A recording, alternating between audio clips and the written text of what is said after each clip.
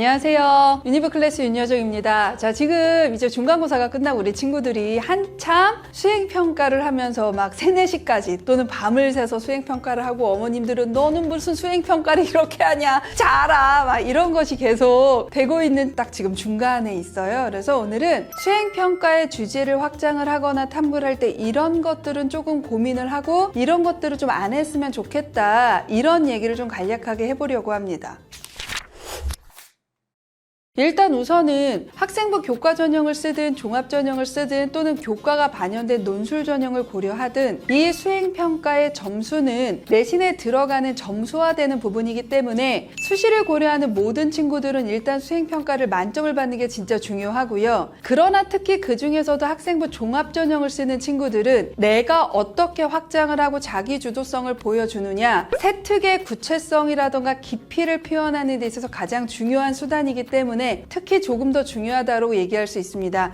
자, 우리의 수행평가 주제는 어떤 걸 잡아도 상관은 없는데 기본적으로 한 3가지 정도를 내가 잘 하고 있는지 체크를 좀 해보셨으면 좋겠다라는 말씀을 좀 드리고 싶어요. 그 중에서 첫 번째는 지금 내가 주어진 수행평가를 하고 있는데 내가 하고 있는 이 수행평가가 어떤 과목에서 하고 있는 것인가를 잊어버린 채 수행평가에만 매몰되는 경우가 있다. 내가 현재 그러고 있는지 좀 체크를 해보셨으면 좋겠습니다. 이게 무슨 의미냐면 내가 국어에서 문학작품을 하고 있는데 그 책 자체만 보는 경우가 너무 많다. 특히 문과 친구들 같은 경우 사회 과목 탐구할 때 그런 일이 좀 많아요. 그러니까 우리가 보통 뭐 세계사를 하던 아니면 사회문화를 하던 생윤을 하던 어떤 과목을 하던 간에 사회현상 그 자체에만 탐구를 하는 거지 사회문화라면 사회문화의 어느 단원의 어느 개념과 연결해서 이 주제를 선정하고 확장할 것인지에 대한 고민을 너무 안 한다라는 거죠. 그래서 반드시 지금 내가 하고 있는 수행평가가 해당 과목에 밀접하게 연결돼서 또는 연계해서 하고 있는지에 대해서 먼저 좀 고려를 해봤으면 좋겠다라는 말씀 꼭 드리고 싶습니다. 자, 그 다음에 두 번째는 너무 수행평가를 억지로 전공적 합성하고 엮으려고 하지 마라 라는 말씀을 드리고 싶은데 우리는 대학생이 아니에요. 아직 전공자도 아니고요. 그것을 가기 위한 고등학생인 것을 자꾸 잊어버린 채 내가 지금 화공과의 학생인 것처럼 화공 신소재에 어디하고 연결시킬 것일까만 고민하는 친구들이 되게 많다. 근데 그렇게 한다고 해서 깊이가 있다고 보지는 않기 때문에 요즘에는 전공적 합성이라는 말보다는 계열적 합성이나 또는 조금 더 나아가서 진로 역량이라는 말로 이 말이 좀 대체되고 있는 트렌드다. 자, 내가 의대를 지원한다고 하더라도 의사로서의 소양 또는 어떤 과를 가고 싶어 요가 3년 내내 점철된 친구보다는 수학, 화원, 생원, 화투, 생투에서 그 해당 과목의 깊이를 얼만큼 잘 보여주느냐 우리가 이걸 보통 계열적 합성이라고 하는데 그 부분을 조금 더 선호하는 형태로 바뀐다. 그러니까 제가 실제로 합격한 친구들 보면 내내 3년 동안 컴공 또는 전기전자 했지만 화원, 생원, 화투, 생투 또는 물투 이런 부분에 있어서 깊이가 있어서 써보면 메이저 의대 학종으로도 붙습니다.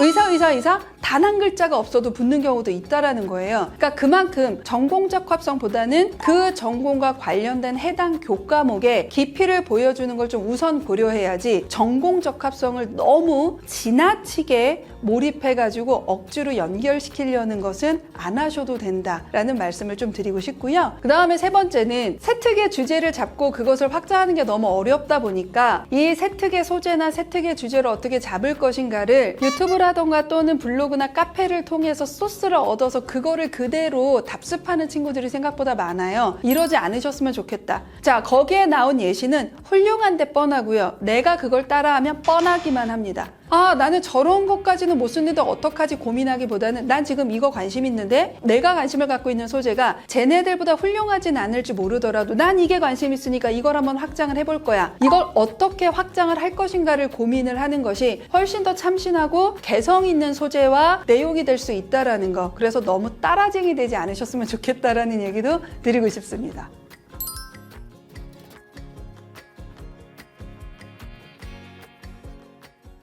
자, 그러면 지금 내가 수행평가를 하고 있는 데 있어서 이 4가지가 잘 들어가 있는지 일단 좀 먼저 고려하면서 체크를 하시면서 하셨으면 좋겠다라는 말씀을 드리고 싶은데, 일단 첫 번째, 내가 이렇게 탐구를 하게 된 계기나 동기가 들어가 있는가. 물론 이거는 꼭 들어가진 않아도 되지만 들어가면 좋다라는 거. 그 다음에 두 번째는 구체적인 탐구 방법과 주제가 결정이 됐는가. 자, 주제가 결정이 됐다면 그거에 걸맞는 탐구 방법이 먼저 뼈대로 만들어져 있어야 한다라는 거죠. 예컨대 내가 이것을 영상을 통해서 또는 책을 통해서, 만약에 책을 통해서 탐구를 한다면 구체적인 책의 제목이 언급이 되어야 하고요. 그 다음에 직접 조사를 한다라고 하면 우리 학교 몇 명을 대상으로 설문지 조사를 할 건지, 어떠한 전문가로 인터뷰를 할 건지에 대한 구체적인 탐구 방법. 그 다음에 세 번째는 그 탐구 방법으로 탐구를 했을 때 탐구 과정을 통해서 알게 된 사실이 명확하게 명시가 되어야 한다는 것이 세 번째예요. 그러니까 예를 들어 내가 설문조사를 했다면 이 설문조사를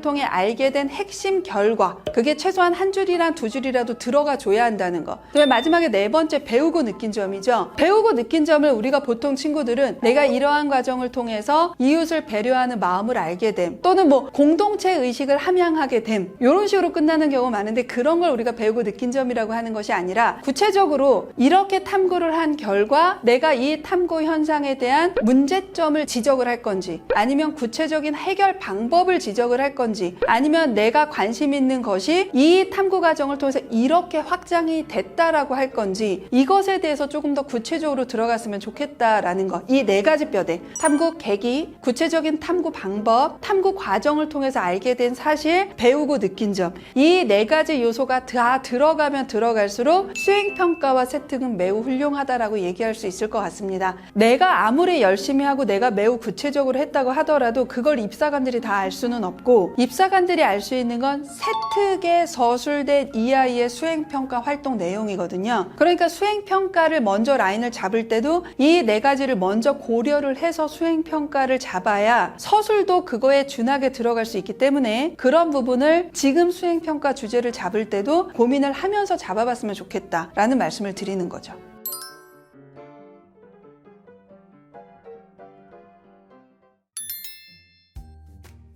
뭐 문과에서 요즘에 제일 많이 하는 게 이제 사회적 불평등과 관련된, 또는 어떠한 그 빈부격차 이런 거가 관련된 거는 웬만한 문과 아이들 뭐 어문 계열을 쓰든 사회과학 계열을 쓰든 다 들어가는데, 사회적 불평등을 서술하는 방식이 거의 똑같아요. 그냥 사회적 불평등의 심각함을 인지하고 이 사회적 불평등을 해결하기 위해서는 어떠한 것을 해야 되는지에 대한 이 서술이 거의 유사하기 때문에, 그거 들어가서 쪽 몇 줄 읽다 보면 아, 이거 다른 애들이랑 다 똑같네? 그리고 그냥 저도 스킵하는 경우가 되게 많거든요. 예를 들어 내가 어떠한 문학 작품을 받았다고 쳤을 때 이 문학 작품이 어떤 시대의 문학 작품인지를 먼저 찾아보면, 아, 그러면 이 시대는 어떠한 시대적인 특징이 있었길래 이러한 문학 작품이 나왔지? 그러면 이거하고 유사한 문학 작품들은 무엇이 있지? 내지는 우리나라에는 이러한 문학적인 사조가 있을 때 비슷한 시대의 다른 나라, 일본이나 중국이나 서양은 어떠한 문학적인 경향을 갖고 있었지? 이런 식으로 너무 상투적으로 가지 않았으면 좋겠다라는 말씀을 좀 드리는 거고요. 특히 이과 친구들은 어떻게 개념을 심화할 수 있나요? 고민을 하는데, 결과적으로 우리는 아직 학부생이나 전공자가 아니기 때문에 정말 제대로 된 깊이를 보여주는 경우도 많지 않습니다. 이거는 특목 자사고도 조금 마찬가지예요. 걔네들이라고 되게 깊이 있진 않거든요. 질적인 차이는 뭐냐면 핵심 개념어가 어느 정도까지 깊이에 들어가느냐의 문제라고 보시면 돼요. 예를 들어 내가 RNA를 했을 때 그냥 RNA가 교과서적인 수준의 개념어만 나왔느냐, 아니면 이 교과서를 넘어가는 수준의 개념어들이 내가 탐구 과정을 통해서 드러났느냐의 문제이기 때문에, 어떠한 개념어를 어떻게 넣을 것인가 라는 것이 일반고라던가 또는 전사고에서도 어느 정도 개념의 깊이가 있는지를 판단하는 지표 정도라고 보시면 되니까, 이런 부분들만 좀 잘 잡아두셔도